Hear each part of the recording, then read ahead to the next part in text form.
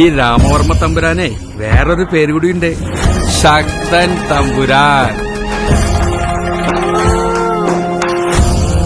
ദേശക്കാരുടെ സങ്കടം കേട്ടിട്ട് തമ്പുരാൻ പറഞ്ഞു, സങ്കടപ്പെടാണ്ടിരിക്കുക, പൂരം ഇനി നമ്മൾ നടത്തും.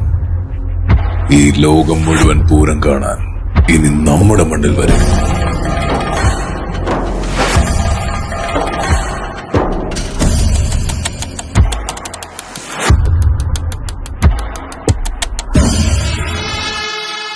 ആറാട്ടുപുഴ പൂരവും തൃശൂർ പൂരവുമെല്ലാം നമ്മൾ ഒരുപോലെ ആഘോഷിക്കുമെങ്കിലും അന്നത്തെ നാടുവാഴികളുടെ ധാർഷ്ട്യത്തിന് മുന്നിൽ തോറ്റുകൊടുക്കാതെ മാറ്റി നിർത്തപ്പെട്ടവർക്കും തിരിച്ചുവരവുണ്ടെന്ന് തെളിയിച്ച ഒരു ജനതയുടെ കഥയാണ് തൃശൂർ പൂരത്തിന്റെ ചരിത്രം.